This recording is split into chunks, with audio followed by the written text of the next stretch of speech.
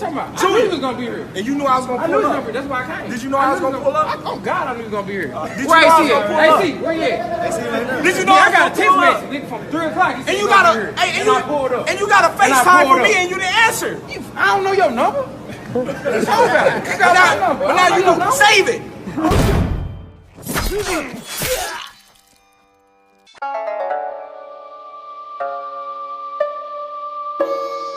What's going on, you guys? So, Errol Spence Jr.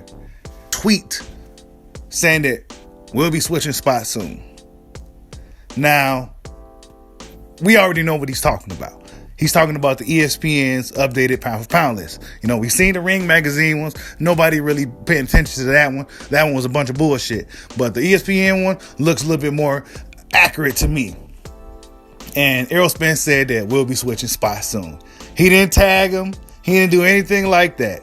You know what I'm saying? He should have tagged him for fun, right? Give the fans something to have. Give the fans something. Because Danny Garcia ain't going to give you nothing. You're going to be arguing with the Birdman and shit. The Birdman. If you start fooling with Danny, you don't want to be arguing with his dad and shit. You know what I'm saying? Should have put it at Terrence Crawford. We'll be switching spots soon. Bud would have responded. Give the fans something to fucking talk about. Give the fans something to look forward to. You know what I'm saying? Like Israel Adesanya and John Jones. Going back and forth for weeks. All fucking day and night. Just going back and forth on social media and shit. Just for the fun. Just for fun. They go fight. But they just giving the fans something to talk about. Talking shit. You know what I'm saying? We'll be switching spots soon. I guess if you feel beating Danny Garcia will put you number 1 pound for pound, I guess people's criteria for pound has changed over the years. Because to me, from what I remember, is pound for pound is for the guys that's not like heavyweights and shit, that their skill set can translate to other weight classes. Sugar Ray Robinson was the original pound for pound king. Moving up in weight, all up to middleweight, whooping everybody, right? Now, is Errol Spence doing those things? Is he moving up in weight, showing us that with his style, with his skill set, his strengths, could he move up in weight and beat different guys? They don't even necessarily got to be world champion, but different guys, solid dudes at a higher weight class, bigger, stronger guys that might even have some speed to them. Could he do that? We haven't seen it. He barely beat Sean Porter. You know what I'm saying? So Sean Porter should be on the pound for pound list then, right? Ooh, yeah! Sean Porter should be like number 4. Actually, the Charlos need to be on that pound for pound list too, while we talking about the pound for pound list. Tyson Fury, he don't need to be on the pound for pound list. Because if he was a middleweight, he'll get his fucking head beat in. If he was a welterweight, he'd get his fucking head beat in. You know what I'm saying? But the pound for pound list, take off Triple G, take off Tyson Fury, put in a Charlo. And maybe somebody else that's doing real good. You know what I'm saying? But I got both Charlos on there. You know what I'm saying? Jamal moved up in weight. You know what I'm saying? And Jamel striving to be great. Shit, collecting belts, fighting all the tough guys in that weight class. You know what I'm saying? He's running that shit. Politics got a lot to do with this stuff too. But Terrence Crawford been doing this thing for a while.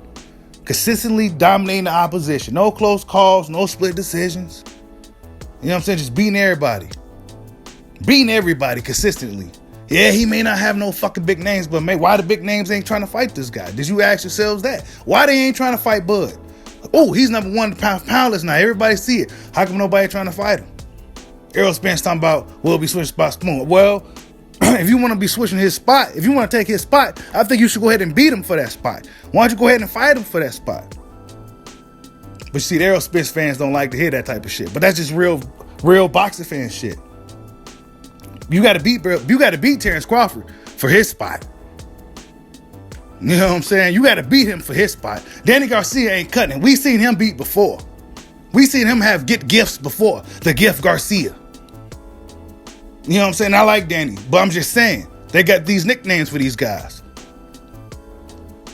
And Danny Garcia, Sean Porter beat him. So if that's the case, Sean Porter need to be on the list, right? Nah, he don't. You know what I'm saying? But I have no problem with Errol Spence being Jr. being where he is on the pound for pound list. I have no problem with that. But in order for him to be number 1, you got to go snatch that fucking headband, bro. Terrence Crawford got the #1 headband on right now. And you got to go snatch that if you want to be #1. Canelo Alvarez, I kind of put him like, he could be 1 or 2. It don't matter. But when we talk resumes, right, Canelo Alvarez is mostly on the list because of his resume. But if you look at the way his career is ran, if you're a boxing guy, you know his Canelo's career. I mean, he's the money man in boxing. Of course, he's going to have every fucking top name guy looking to fight him. Every guy with a name is going to be looking to fight Canelo. Everybody that's a mid of the pack guy is going to be looking to fight Canelo. I'm looking to fight Canelo. You know what I'm saying? So, of course, he's going to have all these names on there. He fought Floyd at a young age. You know what I'm saying? Then he got Cotto, and you know what I'm saying? He got all kinds of guys. Canelo has a marvelous, his resume is probably one of the dopest resumes out there, period, in boxing history. If you look at all the names on Canelo Alvarez's resume, he got a lot of them. He's the money man. He's not necessarily a big puncher. You ain't got to worry about, well, he can knock out certain guys, but as he moved up in weight, Canelo power has, you know what I'm saying? He's not like he was earlier on. But wherever you got Canelo Alvarez, it don't matter. He's 1 or 2, if you ask me. But I got Bud as #1, of course. I think ESPN's list is pretty nice. It's okay. I take out Triple G. He ain't done nothing in a while. He needs to be like number 11 or something. Tyson Fury, he's a heavyweight. Heavyweights, I don't really feel they need to be on the pound list. But as far as Errol Spence Jr., you got to fight Bud, bro. I know a lot of your fans want to kind of keep you away from Bud. That's just what it seems like to me. Y'all don't really seem too eager to have Errol Spence fight Crawford. You got Errol Spence talking about he wants to fight Canelo and he'll beat Canelo ass. Okay, but you got to beat Bud's ass first, bro. We got to get that fight. You got basketball players, Damian Lillard, coming out saying that he wants to see that fight. Like, people wants to see that fight. So after Danny Garcia and Kell Brook, I expect if both men get past their opponents, I expect that fight in 2021, man. And then that way you can fight for that #1 spot. You beat Terrence Crawford, you definitely surefire #1 pound for pound in the sport. Like, subscribe, holla at your boy. Peace out.